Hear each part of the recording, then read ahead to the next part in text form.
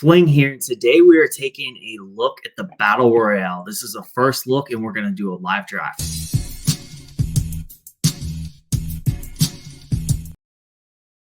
All right, guys, week one is here, so wanted to kind of look at the Vegas lines to start this and just get an overview of the slate before we get into the draft. So just kind of look at some of the best game environments we might want to target, and then we could start looking at the positions for each of those spots. So really, there's three games that stand out to me when I first look at these game tiles. Number one, we got Arizona going on the road to Buffalo. This game has a 48-point projected total, and Buffalo is the favorite in this. There's almost 7-point favorites at home, 27.25 implied team total. This is really good. This is the type of game and team specifically that you want to target. A game over 45 points, a team with a 27-point team total. So Vegas does not seem to think Stephon Diggs is going to be a problem. Him not being in the Buffalo offense. And honestly, if you really go back and you look at Josh Allen's game logs without Stephon Diggs, or rather when Stephon Diggs was doing really poor at the end of last year, Josh Allen was still smashing. So I like Josh Allen in this spot. I like Dalton Kincaid. We might not have Curtis Samuel. We got Khalil Shakir. We don't know what the rookie's going to do, but I really think you could play Josh Allen here for sure. And if you do play him and you're looking to stack with him, Shakir, I don't expect that to be a high-owned stack. Or you can obviously go with Dalton Kincaid. On the Arizona side, it's really going to be Trey McBride for me. You could certainly play Marvin Harrison as well. I don't know. I'd expect him to get a lot of targets, but 20-point team total on the road, pretty low. I'm mainly looking to play the Buffalo side of that game. So a couple other games that really stand out. We got Jacksonville going on the road to play Miami. So I really like this game environment to be back and forth. This is a game environment I'd be looking to draft stacks for. Maybe Christian Kirk, Tyreek Hill, for example, or maybe Tyreek Hill, Brian Thomas. This game environment, 49.5 points. It's almost a 50, and it's only a 3.5-point spread. So this is obviously something that we like because it's projected to be competitive. So it could really go back and forth. Tyreek Hill, he might be, we're about to hop in a draft here in a second. He might be the highest, the first drafted guy, first, second, third, I'm guessing at the latest here. So you got to think about if you're drafting Tyreek Hill, how am I going to get different in the rest of my lineup? Because a lot of people are going to be looking to draft Tyreek Hill and Tua, looking for that stack. So how are you going to differentiate yourself? There's only 6 roster spots on Battle Royale. In fact, we're going to get into the format here in a quick second. So, there's only 4 of the spots where you can differentiate your lineup in a field of 68,000. So we have to be thinking about being unique and finding leverage. One way you could do that is you can not play Tyreek Hill. You could play Jalen Waddle. You can play David Njoku. You could play Raheem Mostert. And then there's the other side of this game. So I do like some Jacksonville pieces. I don't like ETN as much in a half PPR format as I would like on DraftKings, for example, because, he can get a lot of dump off passes even if they're losing. But I typically don't like to target underdog running backs. But Brian Thomas looked really good. I don't know that I would be on him too much in week one unless I am playing Tyreek Hill and I want to differentiate that lineup. Other than that, I'd probably go Christian Kirk and Evan Ingram as they've been in the offense for a while. The last game that I like, we got Houston actually road favorites going on the road to play Indy. This has a 49-point total. We typically want to target favorite teams. So I like Houston stacks this week. You could certainly do Stroud. You got options. You got Tank Dell. You got Stephon Diggs. You got Nico Collins. And then on the other side, Richardson brings a really good rushing floor. He looked great last year in the minimal snaps that we saw him before he got hurt. So I think you play Richardson, maybe naked. Maybe that's how you differentiate your lineup this week. You can obviously stack him with Pittman and Adonai Mitchell. But yeah, this is a game environment that looks really, really good. And I think we're going to try to hop into a draft here. Hopefully, I won't have to wait too long on Underdog. So wait for 3 people. This shouldn't take too long. The good thing about Underdog, the Battle Royale contest, this is a, let's see if we can actually go back and look at this.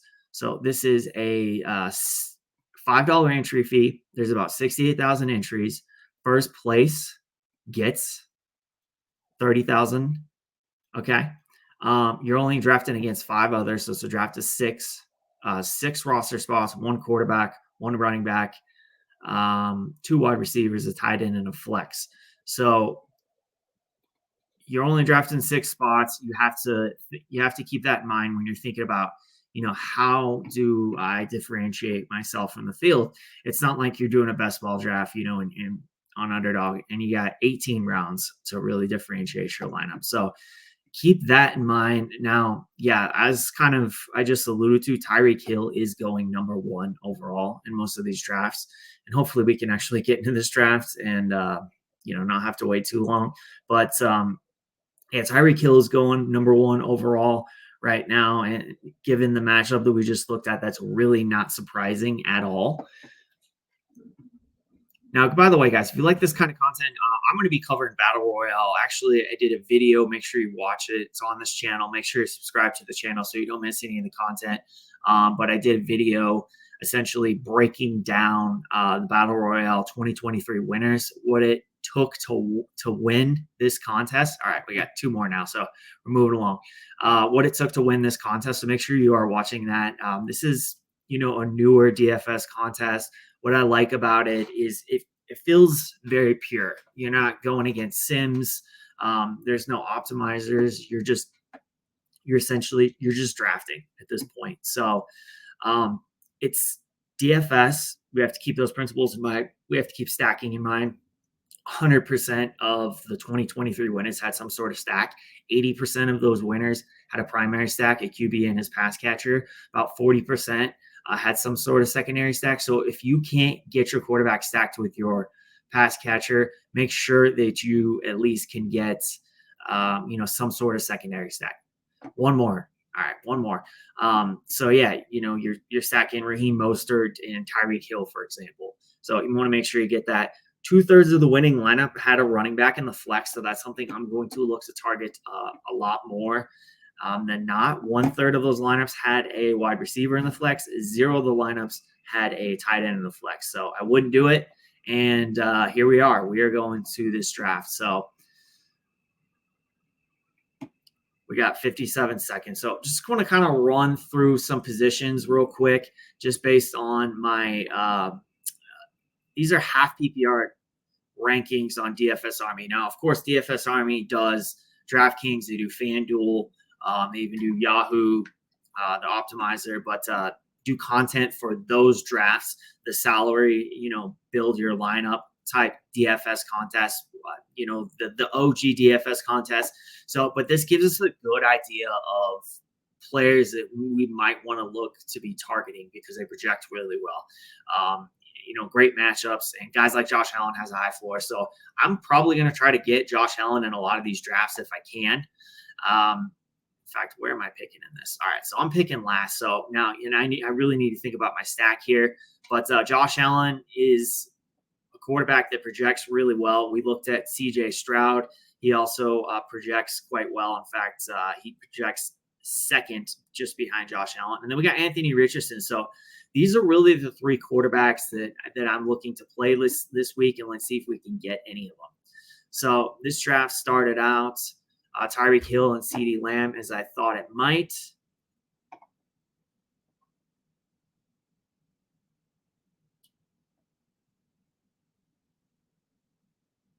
Now, I could probably get Nico Collins and CJ Stroud. I could just stack it right up.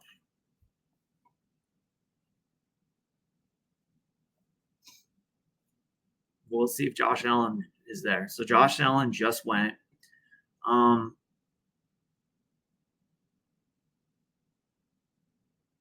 think what I'm going to do here, I'm going to take Nico Collins, and I'm also going to take Devin Achon because as we just looked at, and hopefully I don't want to reach on Stroud. Hopefully I'll come back around and Stroud will be there. If he's not, I can run Anthony Richardson naked, and maybe I can get Jalen Waddle later. As I kind of mentioned, maybe you don't get your primary stack, but you can get your secondary stack. Specifically with running backs, I like that more because they have a better, they have that rushing floor. So not surprised Hill went first. Lamb, not surprised there. Bijan Robinson actually projects really well for running backs this week. He has a top projection with 15 points. And Devin Achon, he's down there, but what he has is ceiling, and he also is a favored running back in a high-scoring game, projected as high-scoring. So really that's what we want to target. So CJ Stroud went here, guys. I'm not going to get him, clearly. Hopefully Richardson makes his way back to me. And I think at this point, if he does, I will stack Jalen Waddle and Anthony Richardson if Jalen Waddle makes his way back.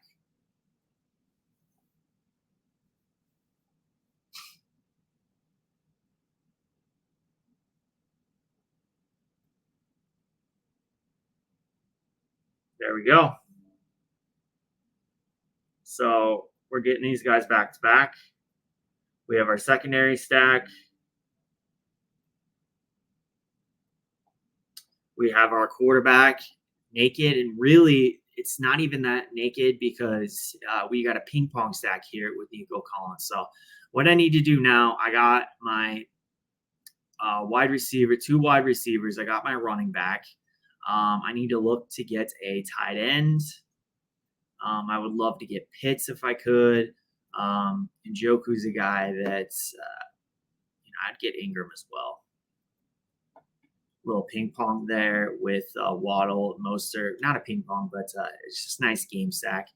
And then I need to get another running back.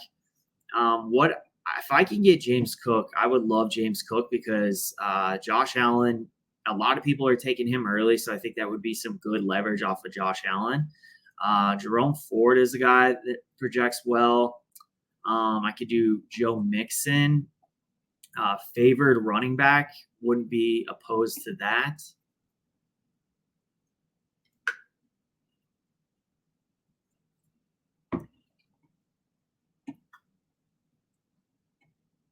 Favored running backs, they project. Historical data shows that you want to play favored running back, specifically if the team has a high team total. So it looks like Pitts and Ingram went.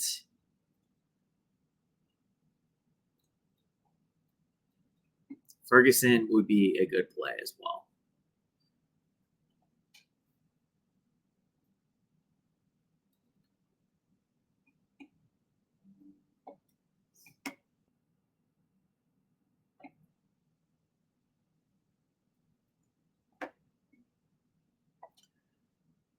All right, so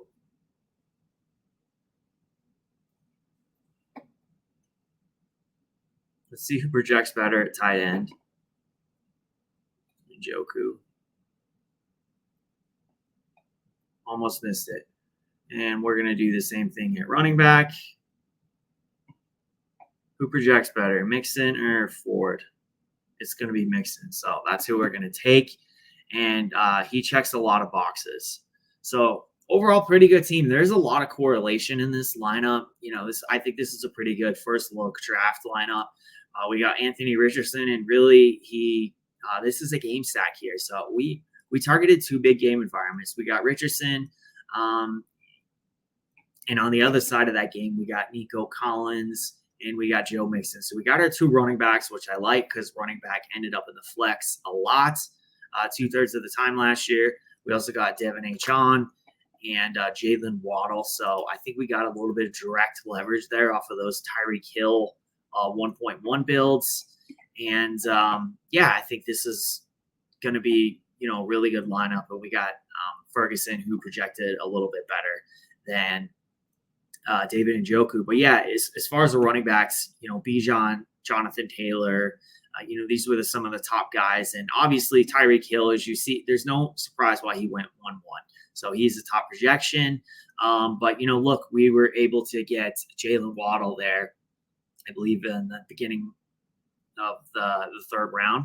And he projects really good as well. If Jalen Waddle gets the touchdowns, that's direct leverage off of Tyreek Hill. So that's kind of what we're hoping for in that build. Not necessarily, the thing that's most likely to happen. More slates than not, Tyreek Hill is going to get the touchdowns. But when you're playing in a field of 68,000, that's essentially, how you're going to try to leverage that field and win the tournament. So that's going to wrap it up. I appreciate you joining me. I will actually be dropping a full strategy video on Thursday to how to attack this slate, kind of my final thoughts and the best plays on the slate. If you like this kind of content, let me know. If you like playing Battle Royale, let me know in the comments. Let me know the stack you're targeting this week, the players you're targeting, some sleepers maybe. And if you have never played on Underdog Fantasy, I'm going to put my promo code in the video description. You can get 100% deposit match up to $250. Just use code FANTASYFOOTBALLFLING. So that's going to wrap it up. We'll see you on Thursday.